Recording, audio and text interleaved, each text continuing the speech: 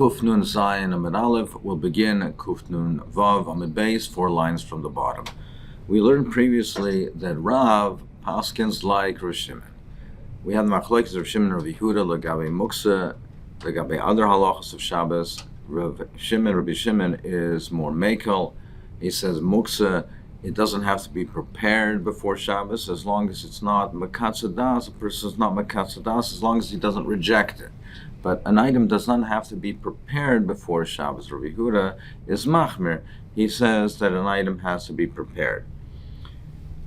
V'Shmuel Amar halacha ki Rav Shimon. Shmuel says the halacha is like Rav Shimon, and we're making him muksa. V'af se'iri savar halacha ki Rav Shimon. He also holds halachas like Rav Shimon. This now we learn in the Mishnah, behema shemeisa, a behema that dies, lo yizizem mikayma. It's muksa. You can't move it. V'tirgim is here. So what are we talking about over here? Why is it muksa? Because we're talking behemoth's kachim. We're talking about a behemoth kachim. So it dies. It's also bahana. You can't use it. There's nothing that be done with it. So it's muksa. But aval bechulin shapidami. But if it would be a behemoth chulin, then it would be mutter. Now, what could you do with a behemoth chulin? You could feed it to the dogs. But on the onset of Shabbos, it was not oimid for that. Its designated purpose was for humans. And now it can't be used for humans. So, in such a case, Rabbi Yehuda would hold that it's muksa. It was not designated, it was not prepared for the use of animal fodder to feed dogs from the onset of Shabbos. So he would hold it's muksa. But Rabbi Shimon says it's not muksa. He says even though it was on the onset of Shabbos muchen la'adam, it's still considered muchen l'klovim. So you see, he paskins also like Rav Shimon. Vav Rabbi Yochanan Amar Halach Rav Shimon. He also says halachas like Rav Shimon. Frek the Gemara Umi Amar Rav Yochanan Hachi. How could that be? V'Amar Rav Yochanan halachas Stam Mishnah. Rav Yochanan says the general rule is that the halacha is like the Stam Mishnah. With Tanan we have a Stam Mishnah that says Ein mevakim eitzin min hakayres. You cannot chop up wood from the kairos. If you have beams, a stack of wood that was set aside for construction, you can't chop it up on Yantiv. And not from a kaira, a beam that broke on Yantiv. On the onset of Yantiv, it was a beam in the house. It was meant to be to hold up the house. It was a beam supporting the house. Now, if it broke on Yantiv, so it's on the onset of Yantiv, its designated use was not firewood. Now you want to use it for firewood. It's not prepared for that. It's muksa. So this is a Stam Mishnah, and it seems to be following Rabbi Yehuda. And Rabbi Yochanan said the rule is that we pass like the Stam Mishnah. So how can you say that he holds like Rabbi Shimon? No, the Gemara says that Rabbi Yochanan, Ha'ik Rabbi Yosef Rabbi Yehuda Masaleh. According to Rabbi Yochanan, this is not a Stam Mishnah. Yes, this Mishnah is following Rabbi Yehuda, but it's not a Stam Mishnah. This is the opinion of Rabbi Yosef Rabbi Yehuda. So therefore, it's not binding la halacha according to Rabbi Yochanan. Frag the Gemara, but still, Tashma, we have another Stam Mishnah, Tashma Maschilin Ba'ari Masechet. It says if you have a stack of hay, and it hasn't been used yet, you can start to use it on Yantiv. But if you have in the storage area in the backyard, it's called a muksa. It have this storage area in the backyard, so it was meant to be for storage, not for use. So on the onset of Yantiv, it was not meant to be for immediate use. So it's muksa. Now this is only muksa according to Rabbi Yehuda because it wasn't prepared. He didn't reject it. It just wasn't prepared, and it's considered muksa. So you see that this is a Stam Mishnah that seems to be following Rabbi Yehuda. So what's the pshat now by Aremas Atevan? Why is Aremas Atevan mutter? Why would this be mutter if we're going according to Rabbi Yehuda? That must be that we're talking about that it's not fit for animals' use. It was already decayed, and it was oimed to be used for fuel, to burn. So that is mutter, but the eitzim sheba muksa is also, it's muksa. So that seems to be a stam mishnah like Rabbi Yehuda's. How can you say Rabbi Yechon Pasal Rav Shimon? The more answers no. That's not going according to Rabbi Yehuda Dafka. That Rav Shimon, that's according to Rav Shimon as well. Over there, it's talking about what kind of wood is it talking about? The eitzim shibamuksa. It's not talking about regular logs. It's talking about very expensive wood. It's talking about the cedar wood, male and female trees, cedar wood. That's very expensive. A person would not use that for fuel. He would be makatzed, rejected for the use of fuel. So over there, that's the muksa machmas chosar kis. That's a case of muksa machmas chosar kis. And because of a loss of money, a person would not want to use it for an alternate use. So over there, I feel Rabbi Shimon Maida. Rabbi Shimon is also Maida by Muksa, Machmas, Chasar, and Kis. So it's going even according to Rabbi Shimon. So therefore, the Aremas Ateven, you don't have to say, therefore, that it's not fit for animals even. They could be fit for animal. But the wood is Muksa, Machmas, Chasar, and Kis. Tashma, I'll ask you a kash from another Stam Mishnah. How can you say that Rav Yochanan Paskins like Rav Shimon? He says the rules we follow Stam Mishnah, and l'cher we have a Stam Mishnah that's like Rav Yehuda because we learned Tashma ein mashkim v'sheichtem es midborius. You can't water or shecht wild animals that are not fully domesticated. They go out and they graze for long periods of time away from the dwelling over here, and they don't come back regularly, so you can't give them water. They used to water them in order to facilitate the skinning of the hafshat of the animal, and you can't shech them. You can't shech them on Yom Tov. Ein mashkim shechem bezborias, aval mashkim shechem mesabaisus. But domestic animals you can. So now these animals, they're not muksa per se. They haven't been set aside. They're not rejected. The midborias are just not in the person's possession on the onset of Yom Tov. They haven't returned yet. So according to Rabbi Shimon, they wouldn't be muksa. It's only muksa according to Rabbi Yehuda. So you see, we have a stam mishnah like Rabbi Yehuda. So how can you say Rabbi Yochanan pasuk like Rabbi Shimon? The Gemara answers Rabbi Yochanan stam achrina ashkach. Yes, it's true, but we have another mishnah, which is the equivalent of a stam mishnah, and that follows Rav Shimon. We have another mishnah that Beis Hillel paskins like Rav Shimon. It follows the approach of Rav Shimon, and therefore that has the effect of halacha Beishamai and the Malkim Beis Hillel ain't a mishnah. So therefore, Rav Yochanan followed this mishnah that seems to support Rav Shimon. Rabbi Yochanan stam achrina ashka, based because we learn Beishamai Oimrim Magbim al Shulchan Atzamas v'Klipin. You can remove from the table after a person ate if you have the bones and the peels that are on the table, and if they're suitable for animals, you can remove it.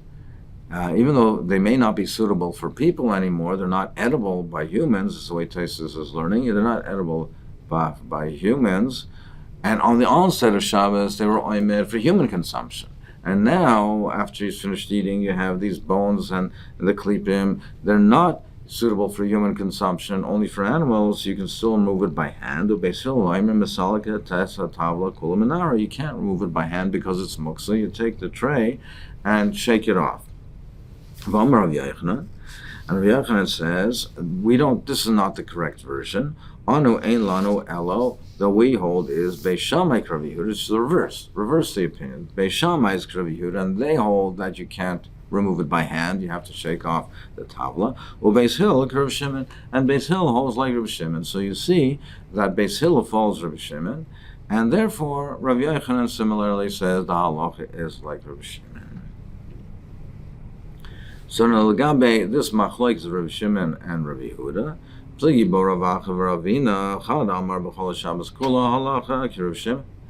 says, generally speaking, we follow Rabbi Shimon. And the way Ramban learns, it doesn't mean only Lagabi, this machlokes is Lagabi Muksa, it means Lagabi other halachas as well. The machlokes is Rabbi Shimon and Rabbi Yehuda, Lagabi Davar Shen Miskaven, and Malach Shen Strich Lagufa. Generally speaking, we follow Rabbi Shimon. So Chadamar b'chol Shabbos kulik halachic Rav Shimon levar muksa machmas mius. Except the case of a muksa machmas mius, there we hold it is muksa like Rabbi Yehuda.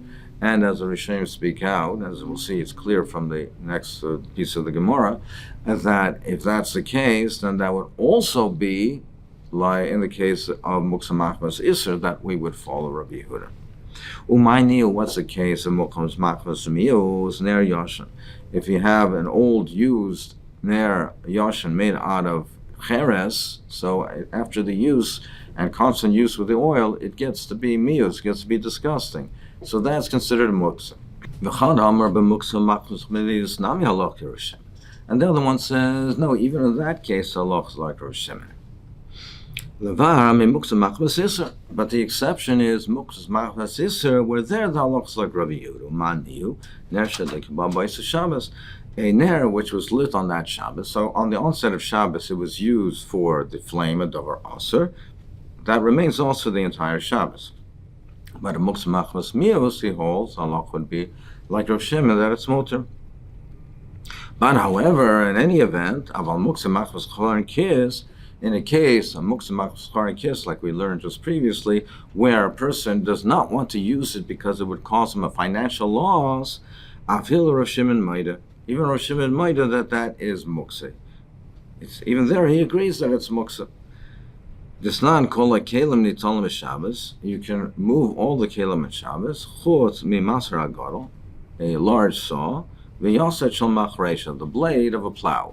These things are expensive instruments. A person does not want it to be used for other purposes and might get nicked or damaged, and therefore he wants it to be set aside. So in these cases, even Rav Shimon will be maida that these are muksa.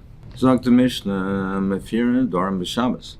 We can be mefer a neder on Shabbos. A husband for his wife or a father for his young daughter can be mefer the neder, annul the neder. The Gemara will discuss some of the circumstances and particulars of that.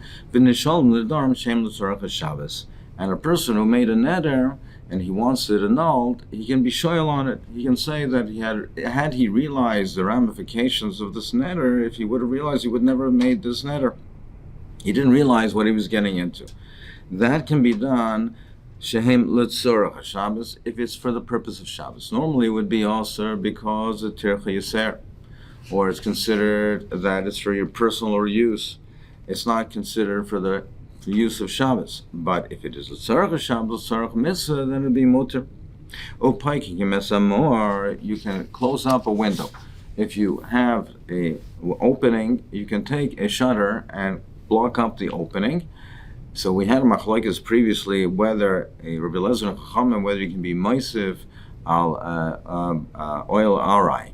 Rabbi Eliezer says this would be also unless the shutter is tied to the building. But the Chachamim say no, it's only a temporary addition. It's not considered binder. Rabbi Eliezer says it is. The Rabbanan and Akal Pan considered binder. The Rabbanan say it's muter. So you are allowed to do it. The Tana is paskening like the Chachamim. And you can measure a rag to see if it's large enough to be makabel tuma. Normally this would be aser. This measuring would be considered to be aser. It would be considered a davar aser because it's a uvda d'chol, but for the purpose of a mitzvah it's muter. Umayden is a mikvah, and you can measure a mikvah to see if it has the requisite amount of water in it, if it's large enough that it's kosher, for the same reason. There was a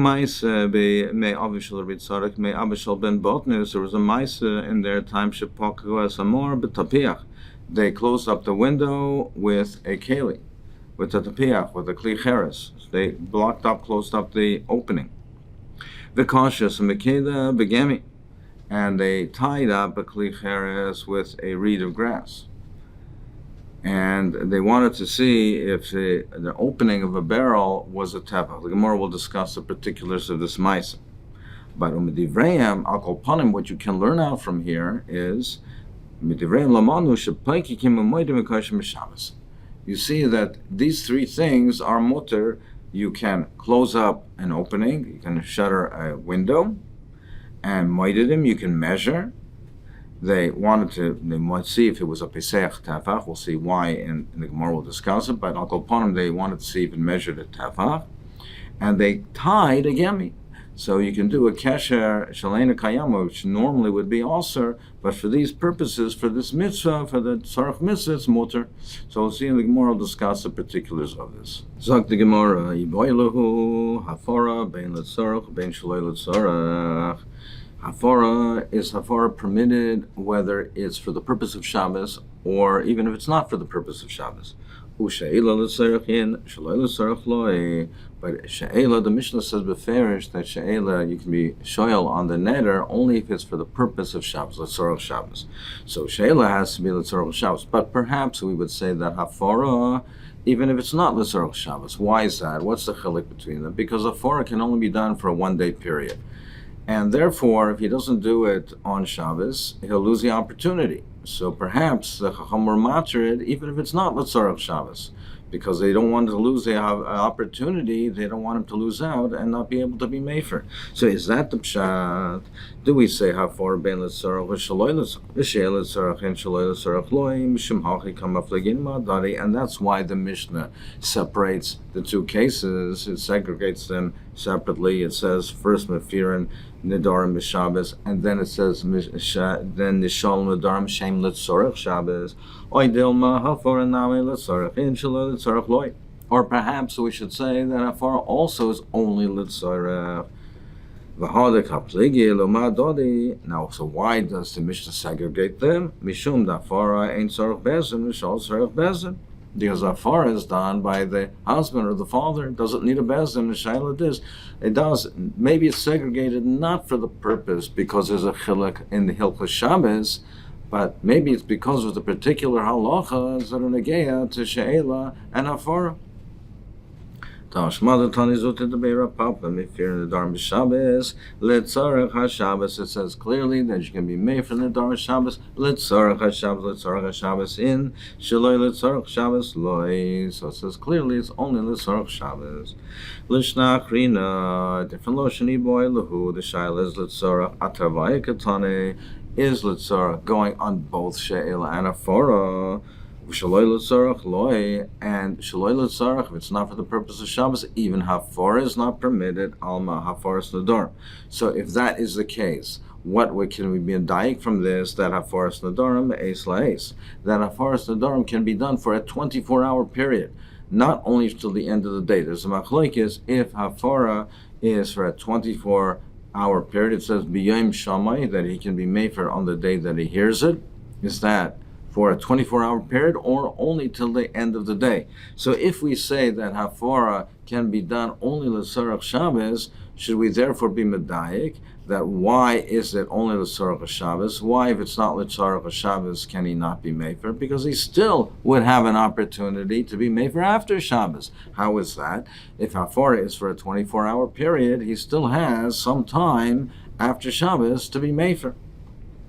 Or perhaps when it says letzarech, it's only referring to she'ela. Aval hafaras nedarim afilu shaloi letzarech, but hafaras nedarim can be done even if it's not letzarech Shabbos, and therefore we would be medayik halma hafaras nedarim kol hayom, that hafaras nedarim is only till the end of the day and is not a 24-hour period. And if that would be the case, that would be a reason to say he can be mefer even shaloi letzarech Shabbos. Let's bring a raya. Tainer of zut beira papim mefir in the Dorim b'Shabbos letzarech Shabbos. He can be made from the Dorim only letzarech Shabbos. Letzarech Shabbos in shaloi letzarech Shabbos loy, but not letzarech shaloi letzarech Shabbos. You cannot alma be medayik hafaras nedarim eis la'eis. That hafaras nedarim is for a 24-hour period. Therefore, if it's not letzarech Shabbos, you cannot be mefer because you still have an opportunity to do it after Shabbos. In fact, the Gemara Maravashi Vanan Tanan hafaras nedarim kol hayom. That hafaras nedarim is only till the end of the day. V'yesh b'davar l'hakol l'hachmer. And in this matter, it sometimes is more severe and less severe.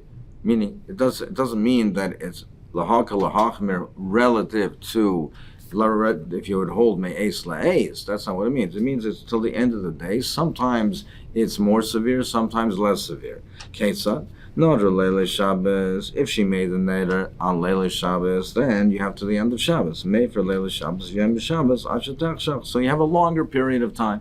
You have till the end of Shabbos. Nadrim Chashech. But if she made the neder right before the end of the Shabbos, you only have a short period of time. Made for Ashatach Shabbos. You have to be made for before it gets dark. Shim Leihei for Mishach Hashecha, because if he's not made before that, Ein Yochel Hafer. So you see that Hafaras Nadarim is only that day. It's not a 24-hour period. Or answers Tanoihi. It's a Machlokes Tanoim. So it's a Machlokes Tanoim. The sign we learned in the Brisa, Hafaras Nadarim Kolayim. The Tanakama says Hafaras Nadarim is only to the end of the day. You see, it's a Machlokes Tanoim.